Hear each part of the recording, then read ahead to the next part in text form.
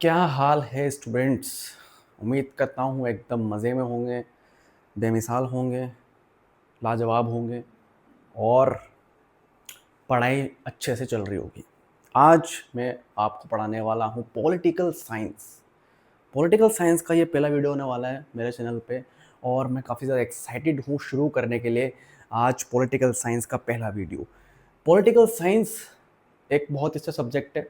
अगर उसको अच्छे से पढ़ा जाए या फिर उसको अच्छे से पढ़ाने वाला कोई मिल जाए तो उसको पढ़ने में काफ़ी ज़्यादा मज़ा आता है। तो आज मैं वही काम आपके लिए करने वाला हूँ पॉलिटिकल साइंस का। आज हम टॉपिक पढ़ने वाले हैं फंडामेंटल राइट्स। दोस्तों, फंडामेंटल राइट्स बहुत ही इंपॉर्टेंट टॉपिक है। दोस्तों, ये इतना इम्पोर्टेंट टॉपिक है कि हर एक एग्जामिनेशन जो गवर्नमेंट एग्जाम्स होते हैं जिसमें भी पॉलिटिकल साइंस अगर इंक्लूडेड है तो फंडामेंटल राइट्स वहाँ पर ज़रूर इंक्लूड किए जाते हैं। फंडामेंटल राइट्स क्या होते हैं, सबसे पहले बात करेंगे what are fundamental rights. This is a very important question. What are fundamental rights. दोस्तों, कैसा होगा अगर मैं आपसे बोलूं कि आज से आप अपने घर के बाहर नहीं निकल सकते हो, आप किसी और स्टेट में घूमने नहीं जा सकते हो, आप किसी से बात नहीं कर सकते हो, आपको सोने का भी अधिकार नहीं है, आपको खाने का अधिकार नहीं है, आपको सोने का अधिकार नहीं है, आपको घूमने का अधिकार नहीं है, आपको कहीं जाने का अधिकार नहीं है। कैसा लगेगा आपको ये सुन करके? आपके तो होश उड़ जाएंगे, आपका जीवन नरक बन जाएगा अगर ऐसा असलियत में हो जाता है तो ये जितने भी ऐसे अधिकार हैं जो आपके जीवन को, आपकी लाइफ को एक वैल्यू देते हैं, जिनके बिना आपकी लाइफ अधूरी है, आपकी लाइफ जो है वो लाइफ नहीं, वो नरक है।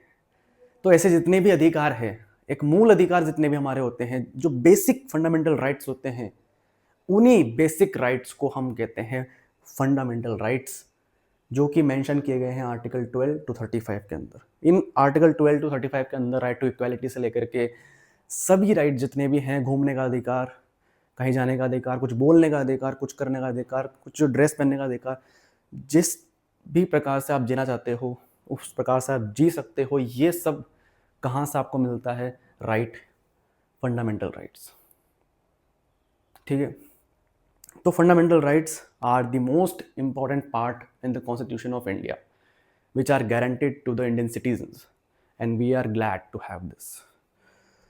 तो आज हम बात करेंगे आर्टिकल 12 और आर्टिकल 13 की। आर्टिकल 12 से 35 तक हम फंडामेंटल राइट्स पढ़ते हैं और जो पार्ट है ये किस पार्ट के अंदर आते हैं? पार्ट नंबर 3 के अंदर आते हैं। Part number 3 of the Indian constitution contain fundamental rights. दोस्तों, फंडामेंटल राइट्स को मैं एक वीडियो के अंदर नहीं पढ़ा सकता हूँ क्योंकि बहुत बड़ा टॉपिक है। तो मैं इस वीडियो के अंदर केवल आर्टिकल 12 और 13 को कवर करने वाला हूँ। आज हम बात करेंगे आर्टिकल नंबर 12 और 13 की। आर्टिकल नंबर 12 की बात कर लेते हैं। दोस्तों, जो आर्टिकल 12 है, इसको पढ़ाने से पहले मैं आपको ये बोलना चाहूँगा कि जो फंडामेंटल राइट्स होते हैं, ये फंडामेंटल राइट्स जो है हमें स्टेट के खिलाफ प्राप्त हैं। स्टेट के खिलाफ, राज्य के खिलाफ प्राप्त है, राज्य के विरुद्ध प्राप्त है। ठीक है, लेकिन राज्य मतलब क्या? What is the meaning of state? State का मीनिंग आप सोच रहे होंगे कि ना एक ज्योग्राफिकल रीजन जैसे गुजरात, राजस्थान, मध्य प्रदेश, ये सब स्टेट है तो स्टेट का मतलब ये होगा? नहीं नहीं नहीं, स्टेट का मतलब ये नहीं है। यहाँ पर स्टेट का मतलब ये नहीं है। यहाँ पर पे हमें आर्टिकल 12 ये बताएगा कि जब हम ये बोलते हैं कि फंडामेंटल राइट्स जो है वो हमें राज्य के विरुद्ध प्राप्त हैं, तो वहाँ जो राज्य का मतलब है वो क्या होता है, वो आर्टिकल 12 हमें बताता है। Article 12 it defines what the term state means for fundamental rights. Fundamental rights के कंटेक्स्ट में स्टेट का क्या मतलब है वो हमें बताता है आर्टिकल नंबर 12 कि क्या है स्टेट का मतलब। It says that state includes government and parliament of India, government and legislatures of states, local governments, other authorities जैसे PSUs, statutory bodies, government controlled corporations। देखो दोस्तों, स्टेट का मतलब क्या है? स्टेट का मतलब वो सारे ऑर्गेनाइजेशंस, वो सारी बॉडीज़ जो गवर्नमेंट के अंडर आती हैं, जिसमें पार्लियामेंट और government and parliament of India हो गई, government and legislatures of state हो गया, विधानसभा, विधान परिषद, संसद भवन, राज्यसभा वगैरह सब, लोकल गवर्नमेंट, पंचायती राज या फिर जो नगर निगम नगर पालिकाएँ हैं, ये सब अदर अथॉरिटीज़ जैसे पब्लिक सेक्टर अंडरटेकिंग्स है ना। पब्लिक सेक्टर अंडरटेकिंग्स मतलब ऐसी इंडस्ट्रीज़ या कंपनीज जो गवर्नमेंट के द्वारा चलाई जाती हैं, जैसे इसमें एनटीपीसी हो गया हमारा, national thermal power plant, sorry NTPC, national thermal power corporation, और उसके अलावा SAIL, SAIL, steel authority of India limited. तो ये सब ऐसी कंपनीज है जो गवर्नमेंट के द्वारा चलाई जाती हैं। स्टेटरी बॉडीज जैसे ह्यूमन राइट्स कमीशन आ गया हमारा, गवर्नमेंट कंट्रोल्ड कॉरपोरेशंस, बाकी जो कंपनीज है गवर्नमेंट के अंडर आने वाली। तो ये वो सारी इंस्टीट्यूशंस हैं जो मिलकर के एक स्टेट को डिफाइन करती है, एक ऐसे कलेक्शन ऑफ बॉडीज़ को डिफाइन करती है जो कि फंडामेंटल राइट्स का उल्लंघन नहीं कर सकती हैं, वायोलेशन नहीं कर सकती हैं। अगर वायोलेशन होता है तो हम इनके खिलाफ कोर्ट में अपील कर सकते हैं। ठीक है, तो आर्टिकल 12 का जो पर्पस है बनाने का वो ये है, ये दर्शाने का है कि हमें गवर्नमेंट की जो बॉडीज़ हैं या फिर गवर्नमेंट कंट्रोल्ड जो बॉडीज़ हैं उनके खिलाफ, उनसे बचने के लिए हमें फंडामेंटल राइट्स दिए गए हैं और हम हमारे फंडामेंटल राइट्स को प्रोटेक्ट करने के लिए इन बॉडीज़ के खिलाफ अपील कर सकते हैं सुप्रीम कोर्ट में। यानी कोई भी गवर्नमेंट बॉडी हमें हमारे फंडामेंटल राइट्स से वंचित नहीं कर सकती है, हमें फंडामेंटल राइट्स से डिप्राइव नहीं कर सकती है। आइए दोस्तों, अब बात कर लेते हैं आर्टिकल नंबर 13 की। आर्टिकल नंबर 13 के अंदर 4 क्लॉजेस हैं। पहला क्लॉज अब हम डिस्कस करने वाले हैं। पहला क्लॉज कहता है कि it refers to pre constitutional laws, यानी कि फर्स्ट ऑफ ऑल मैं आपको बता दूं, ये क्लॉज जो है ये उन लॉज के ऊपर अप्लाई होने वाला है जो संविधान बनने से पहले ही भारत में मौजूद थे। यानी कि जब भारत का संविधान बनकर तैयार हुआ, यानी कि 26 जनवरी 1950 को भारत का संविधान बनकर तैयार हो गया था, उसके पहले जितने भी कानून भारत में लागू थे, उन कानूनों के ऊपर ये क्लॉज जो है लागू किया जाता है। अब ये क्लॉज क्या कहता है वो पढ़ लेते हैं। If such laws violate fundamental rights then they are not completely removed but become void only to the extent of inconsistency. यानी कि जितने भी प्री कॉन्स्टिट्यूशनल लॉज हैं, संविधान पूर्व कानून हैं, वो कानून लागू किए जा सकेंगे, कोई दिक्कत नहीं है, लेकिन उन कानूनों की वो बात जो फंडामेंटल राइट्स को वायोलेट करती है, फंडामेंटल राइट्स का उल्लंघन करती है, लागू नहीं की जाएगी। यानी कि पूरा कानून जो है वो रिमूव नहीं होगा, पूरा कानून जो है उसे नहीं हटाया जाएगा, लेकिन उस कानून की वो बात जो फंडामेंटल राइट्स को वायोलेट करती है, वो जो बात है, वो जो पार्ट है उस कानून का, उसे हटा दिया जाएगा। ठीक है, उसे वॉइड कर दिया जाएगा। तो ये बात करता है आर्टिकल 13 का क्लोज नंबर 1, और इसी प्रिंसिपल को कहते हैं डॉक्ट्राइन ऑफ एक्लिप्स। ठीक है, यानी कि एक्लिप्स को हिंदी में क्या बोलते हैं, ग्रहण का सिद्धांत, आई थिंक। तो दोस्तों, इसे डॉक्ट्राइन ऑफ एक्लिप्स क्यों बोलते हैं? इसे डॉक्ट्राइन ऑफ एक्लिप्स इसलिए बोलते हैं क्योंकि जिस प्रकार जो मून है वो सन को ढक लेता है, जिसे हम सोलर एक्लिप्स बोलते हैं, उसी प्रकार ये जो क्लॉज है वो प्री कॉन्स्टिट्यूशनल लॉ के उस पार्ट को जो फंडामेंटल राइट्स को वायलेट करता है ढक लेता है, उसको कवर कर लेता है, उसको ओवरशैडो कर लेता है। तो इसलिए इस जो कॉन्सेप्ट है, ये जो क्लॉज है, इसको कहा जाता है डॉक्ट्राइन ऑफ एक्लिप्स, यानी कि ग्रहण का सिद्धांत। दोस्तों, अब बात कर लेते हैं आर्टिकल नंबर 13 के क्लॉज नंबर 2 की। जिस प्रकार clause number 1 pre constitutional laws की बात करता है, क्लॉज नंबर 2 बात करता है पोस्ट कॉन्स्टिट्यूशनल लॉज की, यानी कि वो कानून जो भारत के संविधान लागू होने के बाद बनाए गए थे।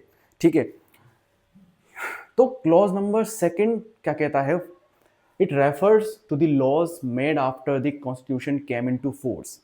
जैसा कि मैंने आपको बोला कि ये बात करेगा, ये क्लोज बात करेगा उन कानूनों की जो संविधान लागू होने के बाद में बने हैं, सरकार द्वारा, भारत सरकार द्वारा बनाए गए हैं। ठीक है, the state cannot make laws that violate fundamental rights, यानी कि स्टेट, राज्य सरकार कोई भी ऐसा कानून नहीं बना सकती है जो फंडामेंटल राइट्स के खिलाफ है, उनका उल्लंघन करता है। इफ इट डज, यदि वो ऐसा करता है, यदि वो कानून ऐसा करता है, the law is completely void from the beginning, यानी कि शुरुआत से ही वो कानून जो है वो निरस्त कर दिया जाएगा, उसे खत्म कर दिया जाएगा। दोस्तों, अब आ चुका है आर्टिकल नंबर 13 का क्लॉज नंबर 3, तो आइए फटाफट डिस्कस करते हैं इसको।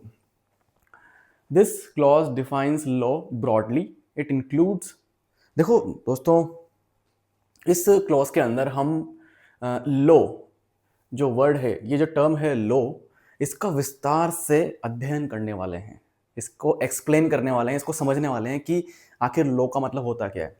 अब इसकी क्या जरूरत पड़ी, आखिर क्यों जरूरत पड़ी संविधान में एक अलग से क्लॉज बनाने की, जिसमें यह समझाया गया कि आखिर कानून शब्द का मतलब क्या होता है, लॉ का मतलब क्या होता है।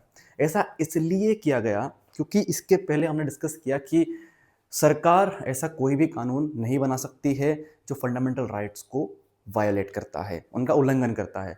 तो इसलिए ये बताना बहुत ज़रूरी है कि लॉ का मतलब होता क्या है। कानून, हम कह रहे हैं कि सरकार कोई कानून नहीं बना सकती, तो कानून का मतलब क्या। तो कानून के अंदर ये सब कवर किए गए हैं विस्तार से। इसमें पहला है ऑर्डिनेंस, ऑर्डर, बायलॉ, रूल या रेगुलेशन, नोटिफिकेशन या फिर कस्टम और usage having the force of law. आया समझ में, आया कि नहीं आया? नहीं आया होगा ऑब्वियसली, क्योंकि टर्म्स थोड़ी सी टिपिकल है, लेकिन हम हर एक टर्म को समझने वाले हैं अच्छे से डिटेल में, आप टेंशन मत लो। दोस्तों, आप सोच रहे होंगे कि यहाँ पर इस लिस्ट के अंदर जो एक्ट्स पास किए जाते हैं पार्लियामेंट के द्वारा, लेजिस्लेचर्स के द्वारा, उनका नाम यहाँ पर मेंशन क्यों नहीं है। तो ऐसा इसलिए है क्योंकि जो एक्ट्स पास किए जाते हैं लेजिस्लेचर्स के द्वारा, वो तो अपने आप में एक प्रत्यक्ष कानून है, ठीक है, जो सरकार द्वारा बनाया जाता है। तो इसलिए उनको यहाँ पर मेंशन नहीं किया गया है, क्योंकि वो तो कानून है ही सी। जितने विधेयक पारित किए जाते हैं सरकार के द्वारा, विधान सभा के द्वारा, वो तो कानून है ही सही। लेकिन इस आर्टिकल के अंदर, इस क्लॉज के अंदर जो है, लॉ की हर एक बारीक फॉर्म को डिस्कस किया गया है। एक पूरा जो एक्सपेंड मीनिंग है लॉ का, उसको यहाँ पर समझाने की कोशिश की गई है। इसलिए यहाँ पर उस जो कॉमन फॉर्म है लॉ की, जो एक्ट्स पास किए जाते हैं विधानसभा या फिर हमारी जो संसद है उसके द्वारा, वो यहाँ पर नहीं लिखा गया है, लेकिन वो भी इस क्लॉज के अंदर शामिल हैं, ठीक है। आइए दोस्तों डिस्कस कर लेते हैं उन सभी टर्म्स को जो क्लॉज 3 के अंदर मेंशन है एज लॉ। तो सबसे पहले ऑर्डिनेंस। ऑर्डिनेंस क्या होता है? लॉ मेड बाय गवर्नर और प्रेसिडेंट व्हेन लेजिस्लेचर और parliament is not in session. दोस्तों, जब विधानसभा या फिर संसद का सदन नहीं चल रहा होता है, उस वक्त गवर्नर या फिर प्रेसिडेंट के पास ये पावर होती है कि वो आवश्यकता अनुसार कोई नियम, कोई कानून बना के पारित कर सके इमीडिएटली। तो ऐसे कानून जो है वो उन्हें ऑर्डिनेंस कहा जाता है, और वो इस क्लॉज 3 के अंदर मेंशन किए गए हैं। उसके बाद है order, a direction given by government authority और कोर्ट।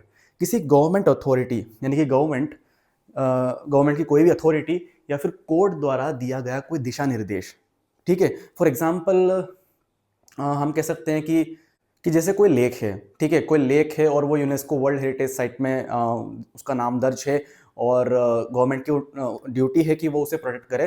तो उसके लिए वो कोई दिशा निर्देश जारी कर सकती है कि लोगों को वहाँ पर साफ सफाई बना के रखनी पड़ेगी, और लोगों को जो है वहाँ पर थोड़ा दूर से ही देख सकते हैं, और ऐसे मतलब दिशा निर्देश जो गवर्नमेंट अथॉरिटी के द्वारा लागू किए जाए, तो वो ऑर्डर हो गए, और वो क्लॉज 3 के अंदर लॉ के रूप में माने जाते हैं। By laws, rules made by local authorities. Local authorities मतलब पंचायती राज, म्यूनिसिपल कॉरपोरेशंस, जो नगर निगम, नगर पालिकाएं होती है हमारी, पंचायती राज हो गया, ठीक है।